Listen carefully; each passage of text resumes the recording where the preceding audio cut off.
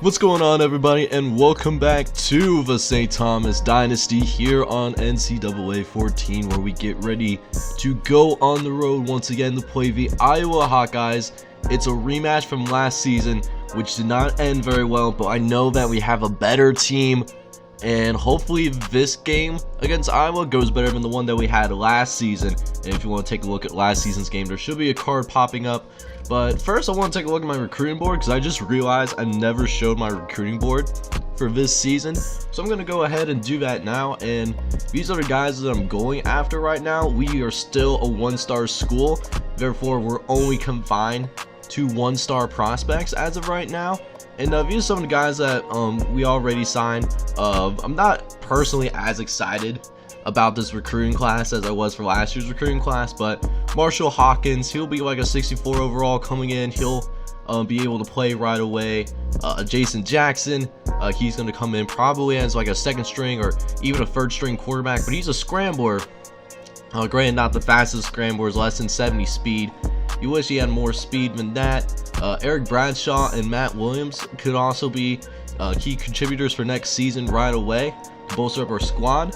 John Wilson actually might be our starting quarterback coming in the next season, and he's a 62 overall, not the fastest, but he does have a cannon of an arm.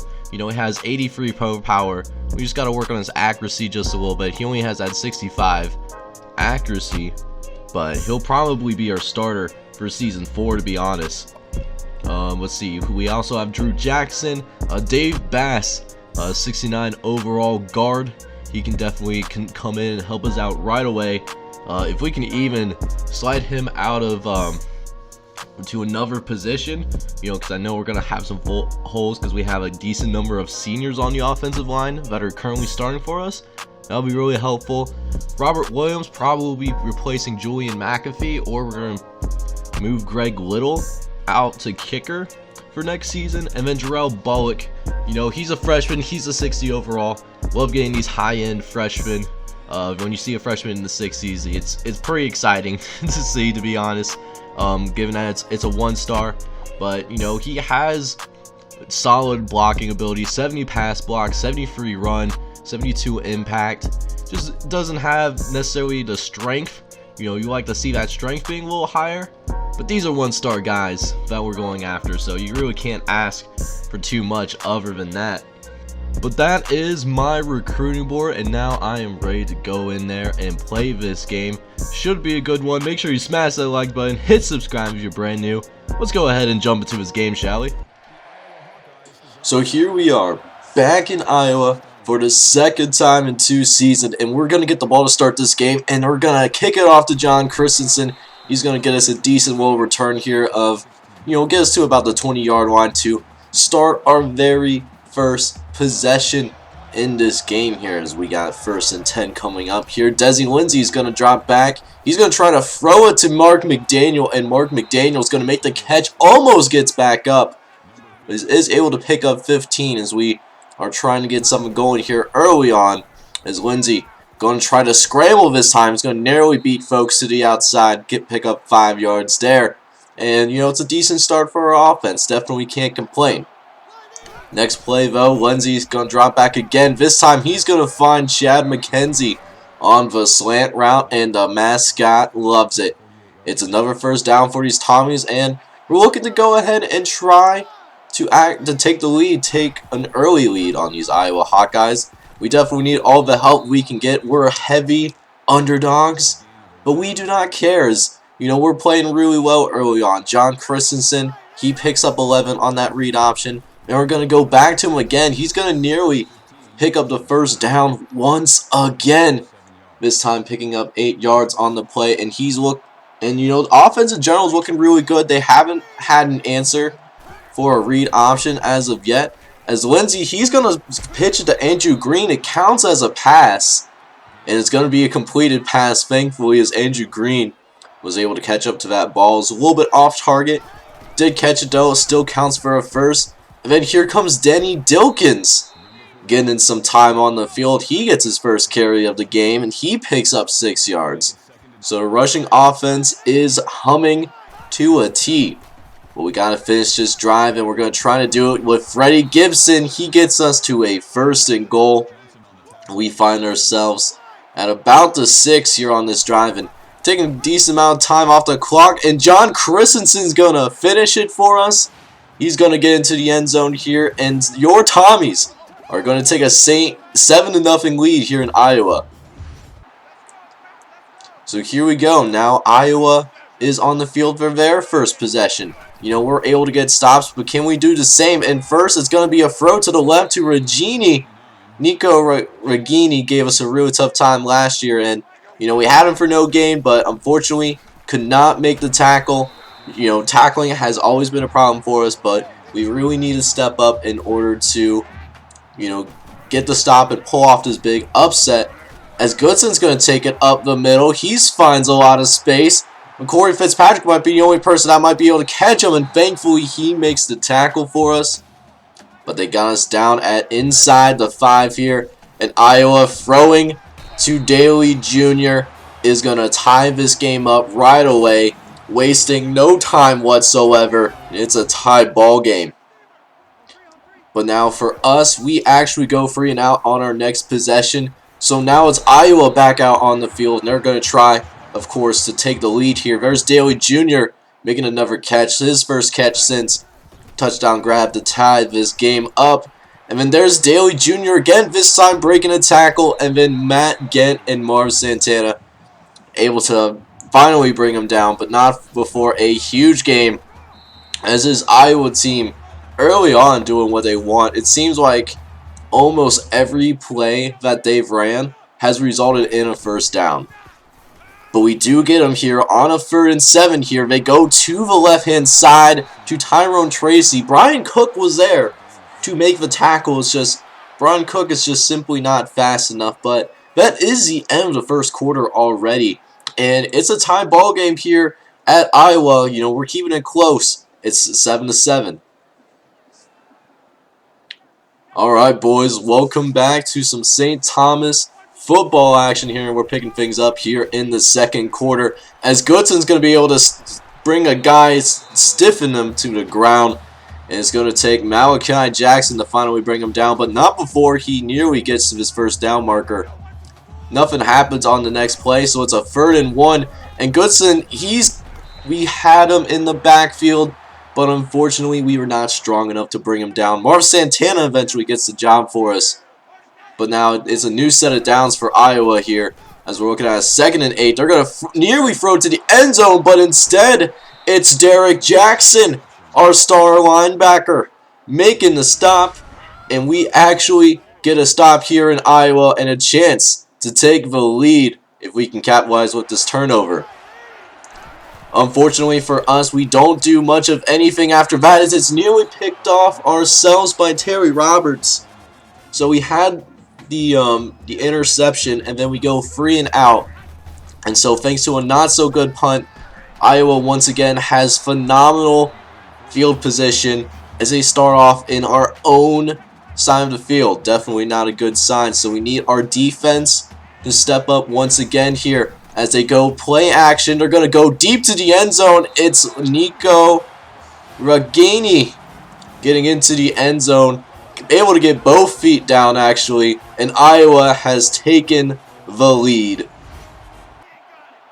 So now it's time for our offense to strike back here as Desi Lindsay. He's going to throw to Denny Dilkins. Dilkins able to make multiple guys miss, gets a spin move off, and is able to not, he was brought down eventually, but not before he gains 19 on the play. That is a big gain for us here. And now Desi Lindsay, he's going to get the keeper up the gut. He picks up 11 here. And now here we go, 2nd and 10 for our guys. We're going to drop back the pass. We're going to throw it to Kevin Stone, and we break some ankles. We're going towards the end zone, and we're brought down before the 6. So now, 1st and goal. Lindsay, he's going to throw to his right to Marv Santana. Can he get it? Alright, so this is the moment where my capture card started to get corrupted. I was still able to save some of the game, but obviously couldn't save the whole one. Really sorry that this happened to you guys, and hopefully it doesn't happen again. But I just wanted to let you know, just because it's going to skip to, you know, a different part of the game. So, going back to the game. So now we pick up to where the game footage was not corrupt as we go into the middle of this third quarter here, and it's a bad time to come right back because there's Allen Daly Jr. once again. That's his 4th touchdown pass, the quarterback it was, and he's able to make this a 28-21 lead here in Iowa. So now here we are at a critical point in the game here. You know, we don't want Iowa to run away with this game, and of course, Desi Lindsey, he's going to make a terrible decision trying to force it to John Christensen, and it ends up getting picked off by Dallas Craddiff. And then that puts Iowa in great field position. Now, we really need a stop here. We do not want to see Iowa run away with it here as Tyler Goodson starts the offense off strong. He's been having a phenomenal day. 17 carries for over 120 yards. The run defense has always been a problem, and it continues to be the case as Goodson is finally brought down by Corey Fitzpatrick, but not before they get to a 1st and goal situation, and they're going to run it up the gut. Goodson nearly finishes it off, but we do stop them at the 3. So at least if they score, we at least slow down the inevitable here as now 2nd and goal. Miamen goes into the motion. He's going to run to the right as Derek Jackson just could not quite get there. And Iowa has their biggest lead of this game. It is not looking good, ladies and gentlemen. So now it's time for St. Thomas to take over as we need to get some points on the board ourselves. We're going to try that with John Christensen going up the gut. He's able to pick up 10 yards on that play. And now we have a short 3rd and 1, and we're just going to go ahead and run a little play action, and we're able to find Mark McDaniel wide open. He's going to be able to pick up plenty of yards after the catch as well. Nice 12-yard gain on the play. You love to see that. But now we go back to all reliable. That read option, make it basically a fancy triple option here as Desi Lindsey's going to decide to keep it. He nearly picks up the 1st down himself. He's having a solid running game. Only 6 carries. But he has 35 yards so far. He has some good speed, you know, that we can always use at the quarterback position as John Christensen. He's able to pick up that 1st down that Desi Lindsey nearly got on the last play. But here we go in the shotgun. Lindsey, he's going to throw over the middle to Corey Fitzpatrick, and he's lit up like a Christmas tree. He almost made the catch, though, but just couldn't quite get it done. He's a defensive back for a reason. But then Desi Lindsey, he's just going to go ahead and take care of it himself, though, as he's able to slide down as Lindsey. He's going to look around. He's going to throw over to Kevin Stone. And we're now in a good position to make this a 1-score game. So here we go. 1st and goal from the 6. Let's get a touchdown here, gentlemen. As we're going to fake it to Christensen. And Lindsey's going to go get it in here himself. And now it's a 35-28 game late in this 3rd quarter. We got a shootout and we're still in this thing. But if we want to keep that as the case, we got to get a stop here. Can we get it done, gentlemen? Right now is not looking too good as Miamen is able to get into the open field. And he gashes up for 35 yards. That's his 1st catch of the game. And what a time to get the 1st catch as there's Goodson doing what he's always been doing in this game. He's getting us for 7 to 8 yards. That's another 8-yard gain right there. So now 2nd and 2. We're going to sell out for the run here. But they go outside. We try for the middle. Mars Santana can't make the tackle. And nobody else can catch him. As Iowa scores once again. It's going to be 42-28 going into the final quarter. We can still get it done, gentlemen. But we got to finish strong. Especially on defense. But for us to even make this a game, we got to get points on the board, and we go 3 and out on our next possession. Terrible time for our offense to go cold here as we give Iowa the football right back as we almost got Petrus for a loss, but instead it's another broken tackle. These broken tackles, man, are killing us. I even have it on conservative so that we don't have plays like that. And then we get fooled and bamboozled on the halfback screen. So Tyler Goodson was able to get behind us, pick up some good yardage. As there's Goodson again breaking another tackle. He breaks 2 tackles, and he goes from nearly brought down for a loss to now is a 1st and goal again. The tackling needs to be so much better here. As Goodson, he does get into the end zone. Robertson was there, but man, we are just not having good luck today. We are in position to make plays. We just got to actually go about making the plays. So yeah, now we're down by 3 scores, and it's not looking good here. We're going to continue to try to get some points on the board as we leave it short for Chad McKenzie to go up and grab it. He didn't quite see it in time. It's nearly picked off, actually. But thankfully, we can keep the drive alive. As Lindsey, he's looking around, just desperately trying to make a play happen. And he finds John Christensen. He slides to the ground, making it look extremely difficult. But he is able to make the catch. As next play, we're able to pick up the 1st down once again. This time to Chad McKenzie, who does pick up 10 yards on that play. So here we go, 1st and 10. We're going to try to run no huddle here, as we really need to get points, and we need to get those points quickly if we have any chance of making an amazing comeback here. As we pick up 7 yards and then go out of bounds. Next play, though, we're going to throw it to Chad McKenzie. He's able to get out of bounds and pick up the 1st down, so that's really encouraging to see. Just going to keep running that no huddle, as we're having trouble with this formation, actually. As we're going to throw to the right-hand side to Andrew Green. He makes the catch. Get out of bounds once again. You know, short throws. You know, we love to get more yards downfield. But, you know, Desi Lindsey, he's just simply taking what the defense is giving him right now. And you're giving him these short throws. So, as long as we can get out of bounds, we can at least stop the clock until we get into our next play here. And speaking of that next play, Desi Lindsey, he's going to try throw over the middle.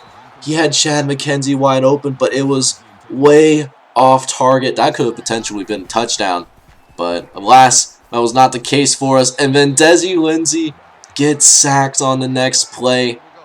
So now we have a 3rd and 17 coming up here. We're going to try to throw it deep to Jonathan Edwards, and it's going to be picked off. Linebacker, I got to give this linebacker credit. He was able to get up there for that ball. But unfortunately, it's going to be picked off. And they're just going to go ahead and just try to run the clock on us here. As Goodson, he's going to pick up some more yards. There's that tackling. We're going to give up 50-plus points, aren't we? That's really what it seems to be. Even with them running down this clock right now, we're not going to bother calling timeouts. But, you know, we might get one more chance at the ball. Because we do have him at 3rd and 3, and now we're going to hand it off to Goodson, and Goodson's brought down, so we're going to go ahead and call a timeout here, just so that we can give our offense one last chance to maybe get some points on the board before the end of this game. But on 3rd and 10 here, we're going to try to roll out and throw a pass to Andrew Green, but it's incomplete, and that's going to do it here, folks. We end up losing this game 49-28. It's one of those games where we were in a position to win the football game, but unfortunately for us, that's not going to be enough, as we fall once again to the Iowa Hawkeyes for the 2nd time in 2 seasons. So checking out the stats for our boys this morning, and it was a tough one once again. Desi Lindsey, he had to start because Jesse Walden sprained his ankle against South Carolina and wasn't able to go. And, you know, he was admirable. Second half was rough. If you took away that second half, he actually played extremely well. Over 250 yards rushing, and then also added a touchdown on the ground. Same thing with John Christensen as well. 9 carries for 49 yards for him. Our receivers, man, you know, we sprinkled it around pretty well, actually. Freddie Gibson and Chad McKenzie each had 4 catches for us. But Freddie Gibson, man. Freddie Gibson, a junior blocking tight end, 50 overall. He had the most receiving yards for us. Even though he's a slower guy, he was still able to get open for us quite a few times and led us in receiving yards. And then our defense, man, you know, our defense was led by Marv Santana and Derek Jackson. You know, I just wish that we had more guys around him that were certified dogs. Derek Jackson, though, had a pretty good game. He not only did he have those 8 tackles that led us today, but he also had the only turnover today. He had the only interception that didn't lead to anything for us, but at least it stopped the other team from scoring any points. And then we didn't get any sacks or force any fumbles today. Alright guys, so next time out we will have our season finale. It's going to be senior day. We're going to be returning home to play against the California Bears, who are 4-7 on the season thus far. And hopefully we can end the season with a W. Thank you guys so much for tuning into this episode. Make sure you smash that like button and hit subscribe if you're brand new, as I would truly appreciate that. Until then, I'll see you guys next time, and I hope you have a wonderful day. Take care, everybody.